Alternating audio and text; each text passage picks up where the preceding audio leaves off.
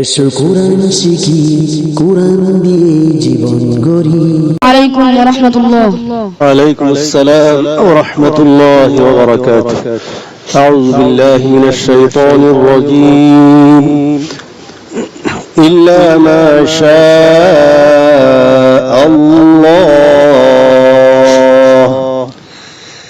আউযু বিল্লাহি মিনাশ শাইতানির রাজীম।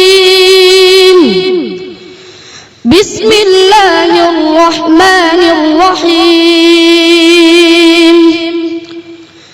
ওয়া ইয়াওমা ইয়াহশুরুহুম জামিআ ইয়া মা'শারাল জিন্নি ক্বাদ ইসতাকতারতুম মিনাল ইনস ওয়া ক্বালা আউলিয়াউহুম মিনাল ইনসি রাব্বানা ইসতামতা'a বা'দুনা বিবা'দিন ওয়া বালাগনা ربنا استمتع بعضنا ببعض وبلغنا أجلنا الذي أجلت لنا قال النار مثواكم خالدين فيها إلا ما شاء الله إن ربك حكيم عليم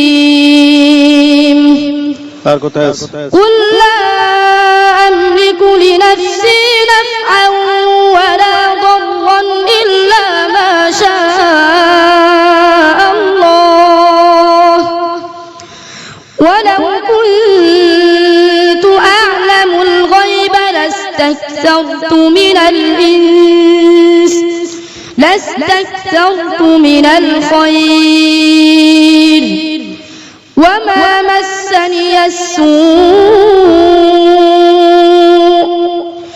إن أنا إلا نذير وبشير لقوم يؤمنون قل لا أملك لنفسي ضرا ولا نفعا إلا ما شاء الله لكل أمة أجل إذا جاء أجلهم فلا يستأخرون ساعة ولا يستقدمون قل أرأيتم إن أتاكم عذابه بياتا أو نهارا ماذا يستعجل منه المجرمون خالدين فيها ما دامت السماوات والأرض إلا ما شاء ربك إن ربك فعال لما يريد وأما الذين سعدوا ففي الجنة خالدين فيها ما دامت السماوات والأرض إلا ما شاء ربك عطاء غير مجذوذ إلا ما شاء الله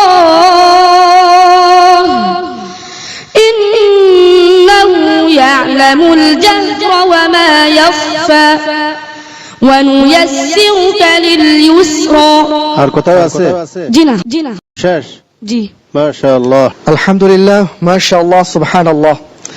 অনিন্দ্য সুন্দর তিলাওয়াত আমরা শুনলাম প্রিয় দর্শক, আমাদের ছোট্ট বন্ধু নাজমুস সাকিবের কণ্ঠে। এই সম্পর্কে এখন আমরা চলে যাচ্ছি মতামত জানার জন্য সম্মানিত বিচারক মণ্ডলীর কাছে। প্রথমে আসছি জনাব আবু ইউসুফ। অনেক অনেক মোবারকবাদ। এত চমৎকার ওর তেলাওয়াত, যে কোনো মানুষ মুগ্ধ হয়ে যাবে তার তেলাওয়াতে। এবার আসছি আমাদের ওস্তাদ হাফেজ আব্দুল হক আপনার কাছে। এক এক ফুলের এক এক রং, এক এক গ্রান, সুতরাং কোনোটা সম্বন্ধে কোনো খারাপ মন্তব্য করা সম্ভব নয়।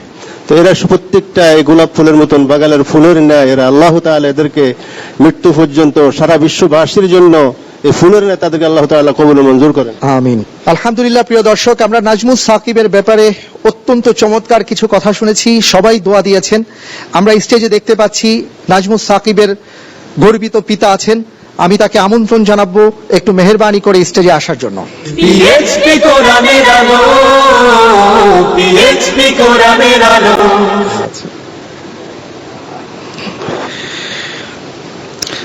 প্রিয় দর্শক, আপনারা দেখতে পাচ্ছেন নাজমুস সাকিবের আব্বা এখানে আছেন। আমি নাজমুস সাকিবের আব্বাকে একটু জিজ্ঞেস করব যে চাচা, আপনি এখন কি করছেন? জি ইনশাল্লাহ, এখন আমি সবকিছু ছেড়ে দিয়েছি। আমার মকসুদ হইল আমার দুটো বাচ্চাই আপনাদের অক্লান্ত মেহনত এবং চেষ্টার দ্বারা এত দূর পর্যন্ত আগাইছেন। এদেরকে আমি শেষ পূর্ণতায় যতক্ষণ পর্যন্ত না পৌঁছিব ততক্ষণ পর্যন্ত আমি সংসারের কোনো কাজ আমি করব না। আল্লাহু আকবার। আপনি আগে কি করতেন? আমি আগে ব্যবসা করছি, চাকরি করেছি, এখন কৃষি কাজ আছে, এগুলি সব আমি ভাগে দিয়ে দিছি। প্রিয় দর্শক, আপনারা শুনলেন যে সন্তানের পড়াশোনার জন্য, এই সন্তান যেন আলেম হয়, দ্বীনের দায়ী হয়, বিশ্ববিখ্যাত হাফেজে কোরআন হয়, সেই জন্য একজন গর্বিত পিতা তিনি তার সকল কাজ ছেড়ে দিয়ে সন্তানদের পিছনে সময় ব্যয় করছেন। আমরা দোয়া করি এমন পিতার জন্য। সাইফুল ভাই, আমি একটু অ্যাড করতে চাচ্ছিলাম। জি যে ওই নাজমুস সাকিবের বাবার কথা শুনে আমি খুব আবির্ভূত হয়েছি। তিনি গ্রামের একজন মানুষ, উনি সবকিছু ছেড়ে দিয়ে উনার এই সন্তানকে যে মানুষ করার জন্য উনার জীবনকে বিলিয়ে দিচ্ছেন, সেটা শুনে আমি খুব আনন্দিত হয়েছি। সেই হিসাবে আমি আমার পক্ষ থেকে নাজমুস সাকিব যেন ভবিষ্যতে সুন্দরভাবে লেখাপড়া করতে পারে, সে যেন বাংলাদেশের জন্য একজন স্টার হতে পারে, উজ্জ্বল তারকা হতে পারে, সেজন্য আমার পক্ষ থেকে প্রতি মাসে একটা শিক্ষাবৃত্তি আমি নাজমুল সাকিবকে দিতে চাই। আল্লাহ যদি আমাকে তৌফিক দান করেন। অনেক অনেক মুবারকবাদ, অনেক অনেক মুবারকবাদ আপনাকে। আলহামদুলিল্লাহ। প্রিয় দর্শক, আপনাকে ধন্যবাদ। আপনারা শুনলেন যে নাজমুস সাকিবের জন্য আমাদের লুবনানের সম্মানিত চেয়ারম্যান তিনি শিক্ষাবৃত্তির ব্যবস্থা করেছেন। আমরা তার জন্য দোয়া করি, যিনি এইভাবে জ্ঞানের পৃষ্ঠপোষকতা করলেন। জাযাহুল্লাহু খায়রান আহসানাল জাযা। নাজমুস সাকিব, তোমাকে অনেক অনেক মুবারকবাদ ভাইয়া। আলহামদুলিল্লাহ, আল্লাহ তাআলা তোমাকে অনেক বড় করুন, এই দোয়া করি। এসো কোরআন শিখি, কোরআন দিয়ে জীবন গড়ি।